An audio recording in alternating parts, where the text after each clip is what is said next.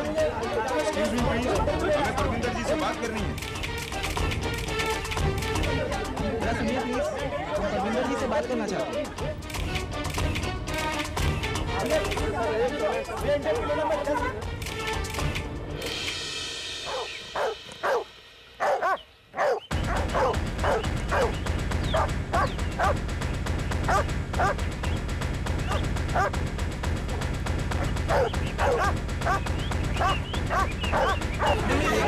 क्यों किया आपने रोहन मल्होत्रा का खून? रोहित शर्मा जैसे मुजरिम के साथ भाग जाने के लिए। अब आप किसकी विधवा कहलाना पसंद करेंगी, अपने पति रोहन मल्होत्रा की या अपने आशिक रोहित शर्मा की? क्या मिल गया आपको इतना सब खून बहाकर मैडम? अपने क्रिमिनल आशिक के साथ आजादी के 48 घंटे। और अंजाम, रोहित शर्मा पुलिस की गोली से मारा गया और आप जेल में कम से कम उम्र भर के लिए।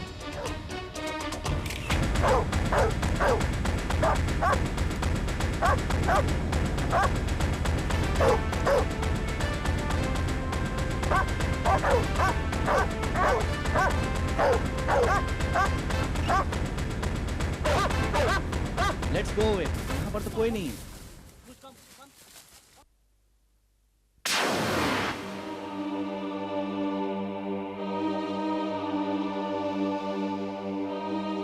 रोहित शर्मा पुलिस डिपार्टमेंट के लिए एक चैलेंज बना हुआ था। एनकाउंटर में उसका मारा जाना हमारे डिपार्टमेंट के लिए एक बड़ी कामयाबी है। रोहित शर्मा जैसे क्रिमिनल्स को सजा मिलना बहुत जरूरी हो जाता है ताकि आम लोगों का पुलिस डिपार्टमेंट पर भरोसा बना रहे। आपके हिसाब से पम्मी मलिक के साथ कानून क्या सलूक करेगा? हमारा कानून पम्मी मलिक को वही सजा देगा जो दुनिया भर के कानून एक कातिल को देते हैं। पम्मी मलिक ने रोहित शर्मा के साथ भागकर अपना गुनाह तो साबित कर दिया है। अब अदालत का काम है सिर्फ सजा सुनाना। मैं सुन रहा हूँ टंडन साहब, मैं क्या करूँ टंडन साहब, मैं खुद बहुत शर्मिंदा हूँ। पर आपसे इतनी इल्तिजा जरूर है कि मेरी बच्ची, मेरी पम्मी को इंसाफ जरूर मिलना चाहिए। जी जी, आपकी बात वाजिब है। आगे वाहिगुरु की मर्जी। अच्छा ही, नमस्ते।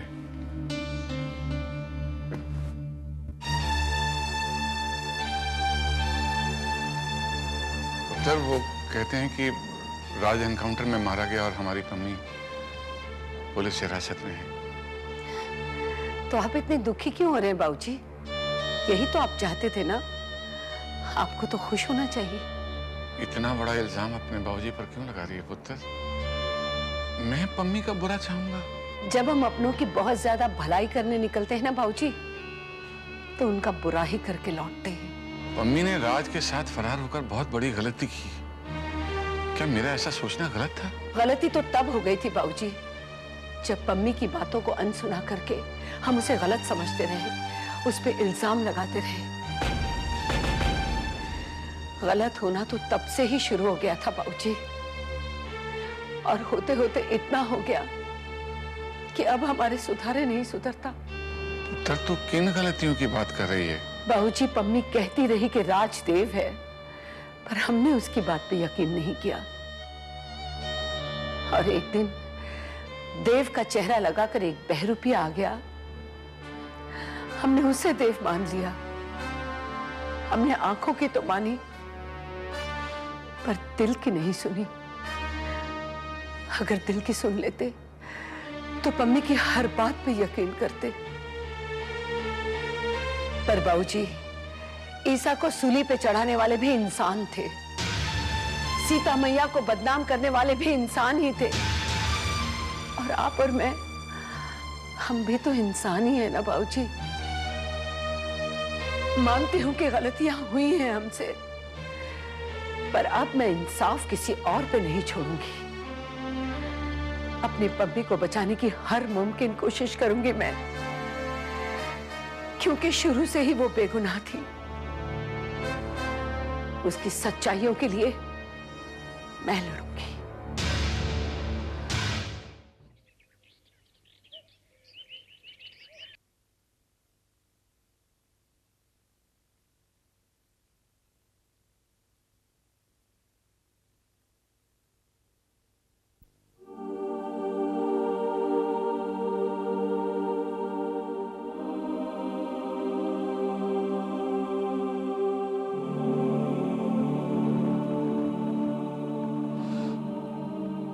मम्मी,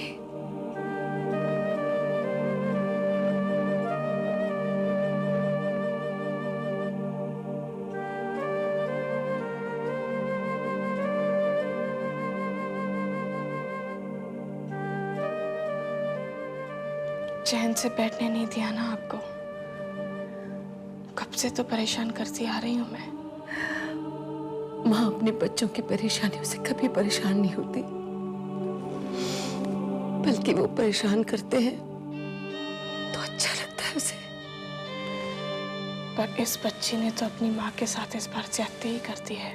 बहुत सताया ना आपको, लेकिन कुछ दिन और बर्दाश्त कर लीजिए, उसके बाद परेशान नहीं करूंगी। सच्ची चली जाऊंगी मैं, बहुत दूर चली जाऊंगी मैं। ऐसे कैसे जाएगी? तो जाके तो दिखा, देखती हूँ कैसे जाती है तू अपनी माँ से दूर। अरे अभी तो तुझे मेरे बहुत सारे काम करने हैं। मेरी पम्मी को बेगुनाह साबित करना है, उसे जेल से छुड़ाना है, मेरे आंचल में छुपाना है। अब मैं जेल से कहाँ छूट पाऊंगी मम्मी जी? इस तरह हिम्मत हारने से कुछ नहीं होगा मिसेस मलिक। केस लड़कर देखते हैं। मुझे बताया गया है कि आपने ये कहा है कि उस रात आपने 2 गोलियों की आवाज सुनी। मतलब आपके मुताबिक उस रात 2 गोलियां चली थी। आप ठीक से याद करके तो बताइए। याद करने पर सिर्फ इतना याद आया कि उस रात मैंने अपने सबसे प्यारे दोस्त को खोया था, और आज सुबह मैंने अपने पति को गवा दिया। इसके अलावा ना कुछ मुझे याद है, ना ही मैं याद करना चाहती हूँ। केस तो हम तेरा लड़ेंगे ही, तुझे हमारा साथ देना होगा पम्मी। मैं तुझे इस जेल के अंदर। मम्मी जी, जब जिंदगी सजा हो जाए तो फिर क्या जेल के अंदर और क्या जेल के बाहर।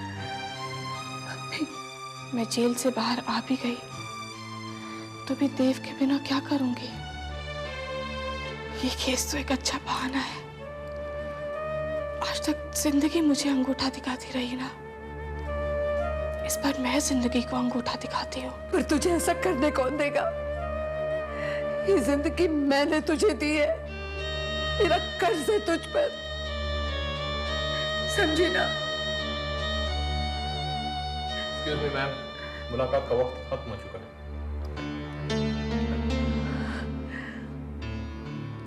लेकिन अपनी बातें खत्म नहीं हुई। मैं दोबारा आऊंगी पम्मी।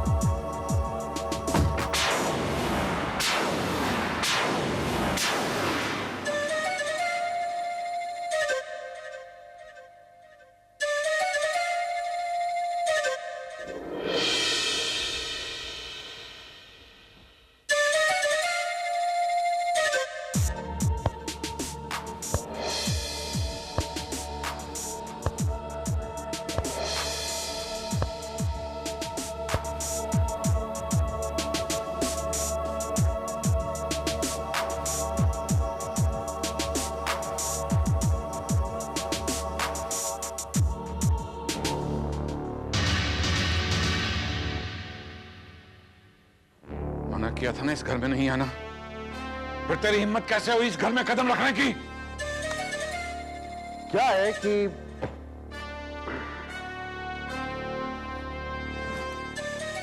हम इस घर के पापा हो चुके हैं, जिसको इंग्लिश में फादर और हिंदी में बाप कहते हैं। इसलिए अब ये बात हम तय करेंगे कि इस घर में कौन रहेगा और कौन नहीं रहेगा। तुम्हारा सर तो नहीं फिर गया?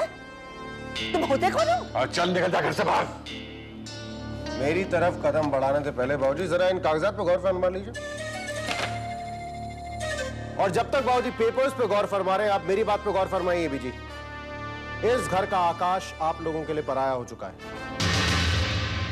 अगर मेरी बात पे आपको यकीन ना हो तो किसी ऐसे महानुभाव की आवाज में सुन लीजिए ये बात जिस पे आप यकीन कर सकें। आकाश, आकाश! क्या बकवास है ये?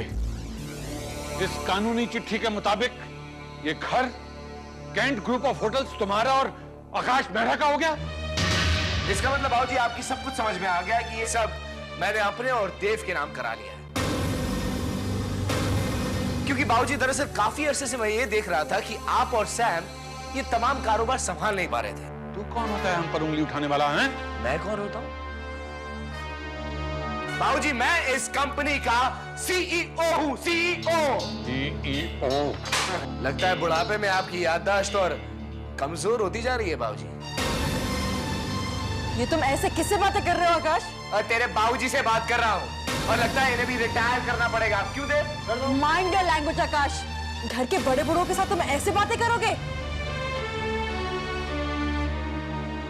मुझसे बात करते हुए आज तुम्हारा स्वर इतना ऊंचा कैसे लगा?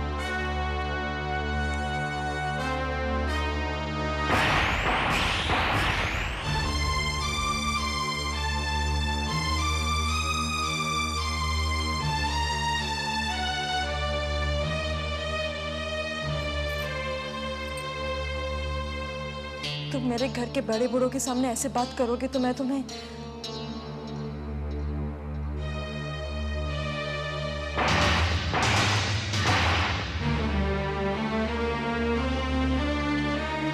या तो मैं तुम्हारी सुरताल बदलने की कोशिश करूंगी या तो मैं तुम्हें इस घर से बाहर निकालने की कोशिश करूंगी।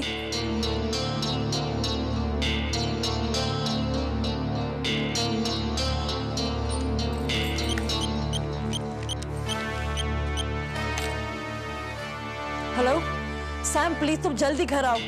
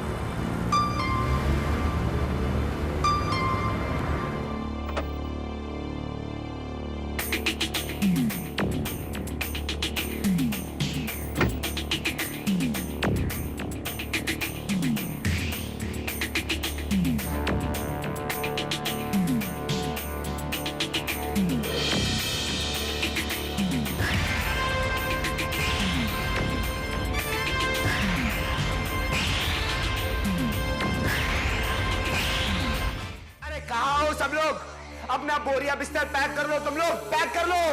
ऐसे ही अकल ठिकाने आएगी इनकी। और ये घर मेरा है, मेरा घर है ये। और डिंगी ने अगर आके मुझसे घुटने टेक कर माफी नहीं मांगी तो तुम सब लोगों को सामान पैक करके 1 घंटे के अंदर यहाँ से बाहर जाना होगा। सुन रहे हो तुम लोग? रिलैक्स आकाश, रिलैक्स। क्यों झल्लाहट दिखा रहे हो अपनी? अरे माफी नहीं मांगेंगे ना, सही उनको प्यार से बाहर कर देंगे हम लोग। ओए, तुम कोई भी हो, एक बात ध्यान से सुन लो। इस घर का कोई भी बच्चा तुमसे माफी नहीं मांगेगा। और सुनो, घर वहां होता है जहां अपने होते हैं, जहां रिश्ते होते हैं। मेरे अपने मेरे साथ हैं। मैं जब चाहूंगा जहां चाहूंगा अपना घर बना लूंगा। ये ईंट गाड़े का बना हुआ मकान तुम्हें चाहिए? रखो इसे। इसमें पड़ा हुआ सामान भी तुम रखो। इस घर से मेरे लिए दो चीजें ही काफी हैं, मेरे अपने और मेरे गुलगुलन साहब।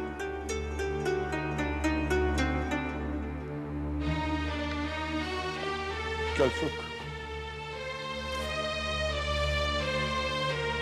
तुमने इस बुढ़े की एक बात देखी आकाश? इस बुढ़े के ऊपर जितनी आफत बढ़ती चली जाती है, इसके फलसफे भी बढ़ते चले जाते हैं। बर्बाद हो जाएगा लेकिन बदलेगा नहीं है।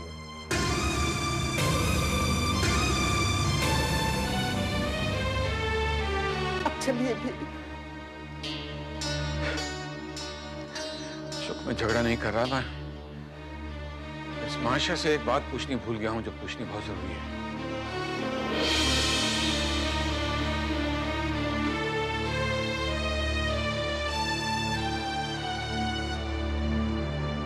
मैं जानता हूं मुश्किल तो बहुत होगा, पर कोशिश करना।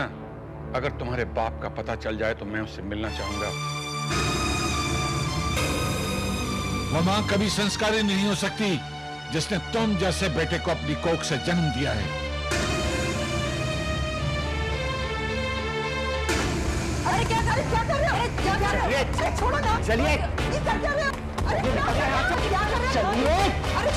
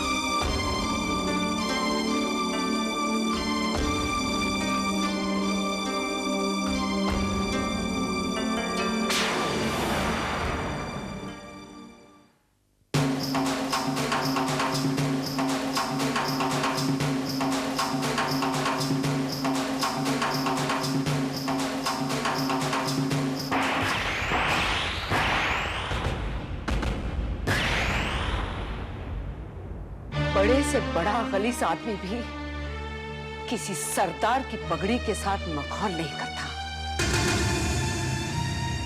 हम शराफत से ये घर छोड़ के चले जाते।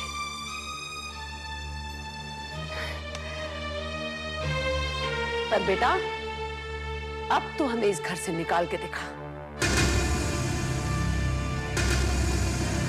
दिल पे गहरी चोट तो हम बर्दाश्त कर लेते, मगर खुददारी पे खरोच भी हमें मंजूर नहीं। सरदार की पगड़ी उछाली है तूने, अब तो हम खुददारों की बगावत देख।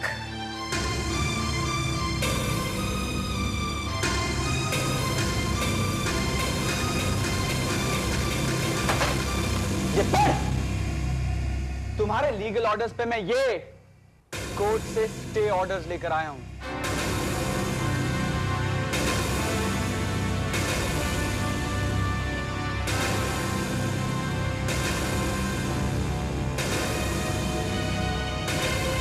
तुम जैसे बदमाशों की बदमाशियां बाजार में बहुत बिकती है। सच्चाई यही है कि राजदेव था और तुम बदसात रोहित शर्मा,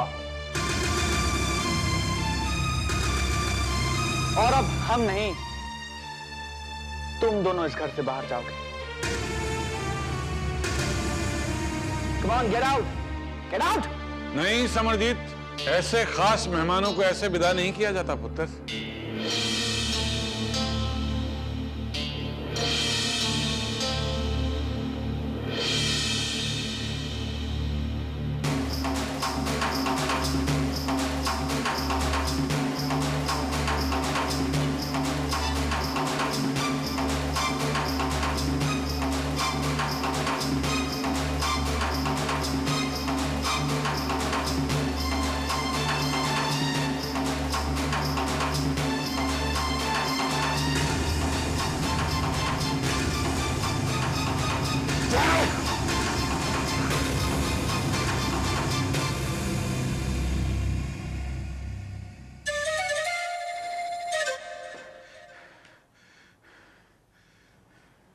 आकाश, मुबारक हो मुझे आज का दिन। आज मैं विधवा हो गई।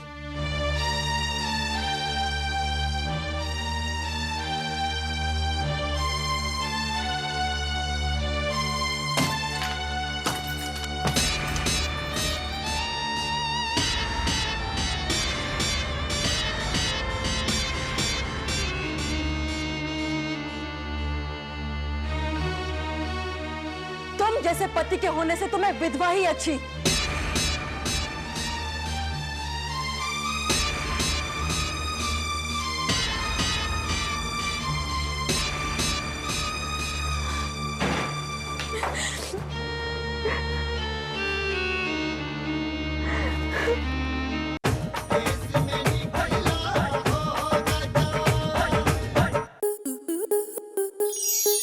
स्टार प्लस के YouTube पेज पर आने के लिए आपका धन्यवाद। अपने फेवरेट शोज देखने के लिए subscribe to Star Plus YouTube page and hit the bell icon.